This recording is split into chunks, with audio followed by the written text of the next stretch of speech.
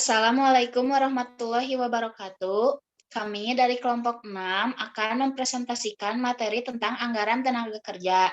Di sini dari kelompok 6 ada saya, Sevilla Deliana, yang kedua ada Aspi Rahayu, yang ketiga ada Ciara Syahda. Selanjutnya akan dilanjutkan oleh rekan saya, Aspi Rahayu.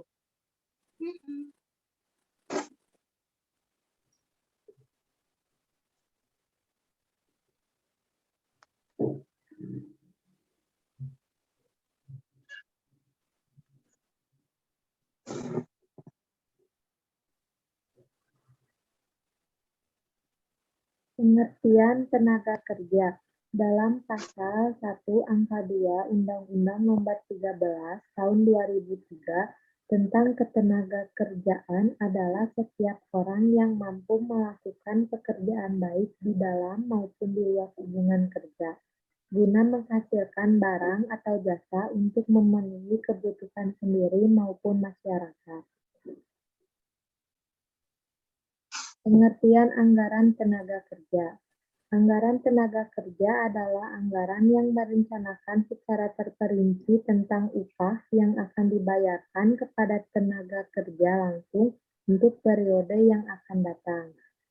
Nilai upah minimum ditentukan setiap tahun sesuai dengan kebijakan pengupah nasional untuk memastikan pencapaian kebutuhan layak dengan mempertimbangkan produktivitas dan pertumbuhan ekonomi. Selanjutnya ada hal-hal dalam perencanaan tenaga kerja. Yang pertama ada kebutuhan tenaga kerja, kedua pencarian dan penarikan tenaga kerja, ketiga latihan bagi tenaga kerja baru, keempat evaluasi dan spesifikasi pekerja bagi para tenaga kerja, kelima gaji dan upah yang harus diterima oleh tenaga kerja, dan keenam pengawasan tenaga kerja. Lalu tenaga kerja dibagi menjadi dua bagian, yaitu yang pertama ada tenaga kerja langsung, yaitu tenaga kerja yang terlibat secara langsung dalam proses produksi, biasanya dikaitkan dengan biaya produksi. Yang kedua ada tenaga kerja tidak langsung, yaitu tenaga kerja yang tidak terlibat secara langsung dalam proses produksi, biasanya dikaitkan dengan biaya overhead pabrik. Selanjutnya ada persiapan dalam penyusunan anggaran tenaga kerja. Yang ke-1 ada membuat manning table, yang keduanya ada menghitung jam buruh langsung untuk masing-masing jenis barang, yang ketiganya membuat perkiraan tentang tingkat upah rata-rata untuk tahun anggaran yang bersangkutan. Lalu ada fungsi pengawasan dan perencanaan dari anggaran tenaga kerja. Yang ke-1 ada hasil analisis internal data historis perusahaan yang menjelaskan kekuatan dan kelemahan kemudian dijadikan bahan baku untuk membuat program kerja di masa mendatang. Yang kedua, ada analisis eksternal yang menjelaskan peluang bisnis dan kendala yang dihadapinya. Yang ketiga, sebagai alat pedoman kerja dan pengendalian kegiatan operasional dan keuangan. Faktor yang mempengaruhi anggaran tenaga kerja. Yang ke-1, kebutuhan tenaga kerja. Yang kedua, penarikan tenaga kerja. Yang ketiga, pelatihan tenaga kerja. Yang keempat, evaluasi dan spesifikasi pekerjaan bagi tenaga kerja. Yang kelima, ada gaji dan upah. Yang keenamnya, pengawasan tenaga kerja. Selanjutnya ada manfaat anggaran tenaga kerja. Yang ke-1, sebagai pedoman kerja manajer lini atau kepala seksi untuk mendorong efektivitas buruh mencapai sasaran kerja. Yang keduanya, alat ukur efisiensi kerja melalui analisis penyimpangan tarif, upah, dan jam kerja. Yang ketiganya, alat untuk menentukan harga pokok produksi. Yang keempatnya, alat pengawasan biaya tenaga kerja. Selanjutnya, penyusunan anggaran tenaga kerja. Ada anggaran jam kerja langsung yang memuat yang pertama jenis barang yang dihasilkan, yang kedua jumlah barang yang diproduksi, yang ketiga bagian yang dilalui dalam proses produksi, yang keempat jumlah langsung, yang kelima waktu atau kapan produksi barang dimulai. Lalu yang kedua ada anggaran biaya kerja yang memuat yang pertama jenis barang yang dihasilkan, barang yang diproduksi, yang ketiga bagian yang dilalui dalam proses produksi, yang keempat jumlah jam buruh langsung, tingkat upah rata-rata per jam buruh langsung, dan yang terakhir waktu atau kapan produksi barang dimulai. Next. Lalu di sini ada contoh soal kasus untuk mempersiapkan penyusunan anggaran tenaga kerja untuk tahun 2001. Data yang tersedia untuk keperluan tersebut adalah sebagai berikut. Di sini ada yang pertama, ada data rencana tingkat produksi, yaitu triwulan yang ke-1 5.000 unit, triwulan kedua 4.000 unit, triwulan ketiga 6.000 unit, dan triwulan keempat 8.000 unit. Lalu data yang kedua ada rencana jam buruh langsung per unit barang. Departemen ke-1 ini 2,4 jam. Lalu departemen yang kedua 1,5 jam. Lalu selanjutnya ada data rencana tingkat upah rata-rata per jam buruh langsung. Departemen ke-1 standar jamnya yaitu Rp500.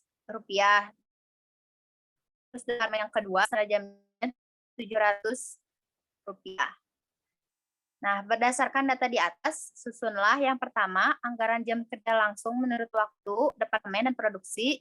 Lalu yang kedua, susun anggaran biaya tenaga kerja langsung menurut waktu, departemen, dan produk. Next. Nah, yang pertama ini, yang pertama kita menyelesaikan dulu anggaran jam kerja langsung tahun 2001 pada perusahaan Majapahit. Yang pertama kita masukin dulu triwulan, kan ada empat triwulan, kita masukin dulu triwulan pertama, selanjutnya yang kedua, ketiga, dan keempat. Lalu kita masukin produksi. Triwulan ke-1 ini ada 5.000 produksi. 5.000 produksi ini dari mana? Dari data yang sudah diperoleh dari rencana produksi, yaitu ada triwulan ke-1 ada 5.000 unit, maka kita masukkan di triwulan 1 itu 5.000 unit, lalu triwulan kedua 4.000 unit, triwulan ketiga 6.000 unit, triwulan keempat 8.000 unit, itu semua sudah ada di dalam data yang diperoleh tadi. Lalu standar jamnya, di sini standar jam pada departemen 1. Standar jam pada departemen ke-1 juga sudah dicantumkan pada data yang tertera di rencana jam buruh langsung per unit, yaitu 2,4 jam. Maka kita masukkan ke departemen 1 di triwulan ke-1, triwulan kedua, triwulan ketiga, dan triwulan keempat. Lalu setelah itu, kita jumlahkan jamnya dengan cara 5.000 dikali 2,4 sama dengan 12.000. Nah, yang triwulan kedua 3 pun sama seperti itu. 4.000 dikali 2,4 sama dengan 9.600. Lalu triwulan ketiga 6.000 dikali 2,4 sama dengan 14.400. Dan triwulan keempat 8.000 dikali 2,4 sama dengan 19.200. Lalu kita jumlahkan dari departemen 1 dari triwulan 1, 2, 3, 4 sehingga jumlahnya 55.200. Selanjutnya kita akan mengisi yang departemen kedua. Caranya sama, yang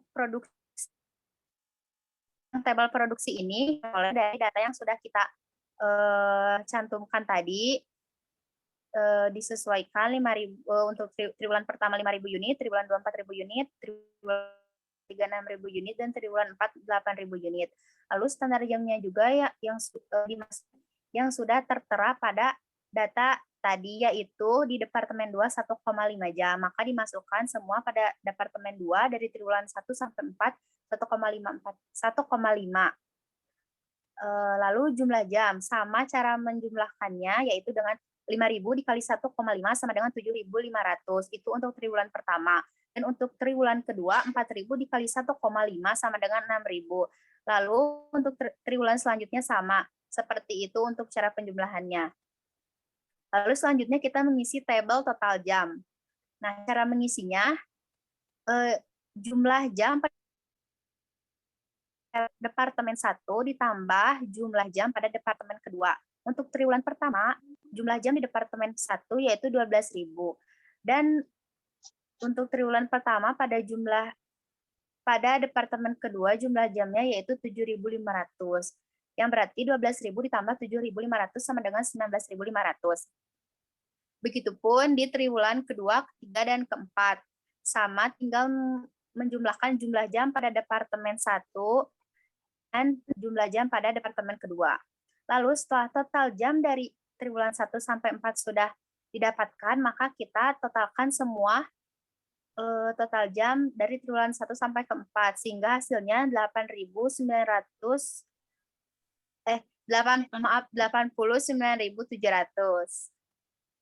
Next, kita akan membahas yang kedua, itu menyusun anggaran biaya tenaga kerja langsung tahun 2001 pada perusahaan Majapahit. Yang pertama kita mengisi tabel triwulan. Tabel ini kan ada 1, 2, 3, 4. Lalu kita mengisi tabel selanjutnya jam untuk Departemen ke-1. Nah, jam ini diperoleh dari mana? Diperoleh dari tabel yang kita sudah isi tadi dari anggaran biaya tenaga kerja langsung. Nah, itu kan sudah tercantum. Jam untuk triwulan pertama itu 12.000 di Departemen 1. Lalu untuk triwulan 2 di Departemen 1, 9.600. Dan selanjutnya sampai triwulan 4 seperti itu yang kita sudah masukkan di anggaran jam kerja langsung. Lalu tabel selanjutnya ini upah. Ini upah kita masukkan dari data awal yang sudah ada di dalam soal, yaitu dari data rencana tingkat upah rata-rata per jam buruh langsung. Itu Departemen 1, standar jamnya kan 500. Nah, kita masukin ke tabel upah. Semuanya 1 sampai 4 di Departemen 1, upahnya sama 500. Lalu, untuk tabel jumlah ini, kita mengkalikan dari jam dikali upah. Untuk triwulan pertama, 12.000 dikali 500 sama 6 juta. Triwulan kedua, 1.600 dikali 500 sama dengan 4.800. Triwulan ketiga, 14.400 dikali 500 sama dengan 7.200. Dan triwulan 4, 9.200 dikali 500 sama dengan 9.600. Nah, itu jumlah untuk Departemen 1. Lanjut kita ke yang Departemen kedua. Untuk cara pengambilan datanya sama, yang jam yang kita ambil tabel jam ini, kita ambilnya dari data yang udah kita kerjain pada anggaran jam kerja langsung untuk Departemen 2. Itu kan yang triwulan pertama jumlah jamnya 7.500, yang triwulan kedua jumlah jamnya 6.000, dan seterusnya tinggal dimasukkan aja langsung pada tabel jam ini. Nah, setelah itu upahnya. Tabel upah ini kita dapatkan dari data awal tadi, data yang dari soal, yaitu Departemen kedua standar jamnya 700. Maka dimasukkan untuk Departemen 2 di semua triwulan, yaitu 700. Cara menjumlahkannya sama dengan jam dikalikan upah, yaitu untuk triwulan pertama di Departemen kedua 7.500 dikali 700 sama dengan 5.250. Triwulan kedua 6.000 kali 700 sama dengan 4.700. Triwulan ketiga 9.000 dikali 700 sama dengan 6.300, dan triwulan keempat 12.000 dikali 700 sama dengan 8.400.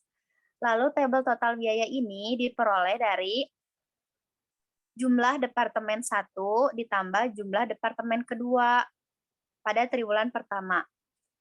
Yang berarti pada triwulan pertama jumlah Departemen 1 6 juta ditambah triwulan pertama Departemen kedua yaitu 5.250 sama dengan 11.250.000.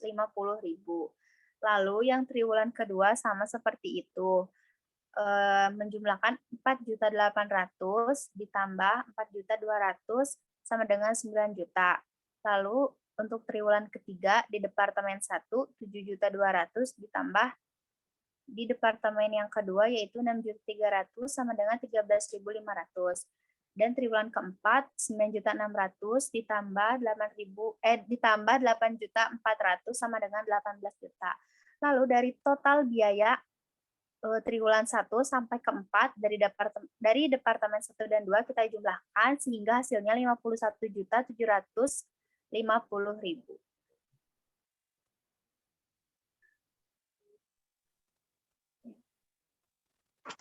Sekian dari kelompok kami. Mohon maaf bila banyak kesalahan. Wassalamualaikum warahmatullahi wabarakatuh.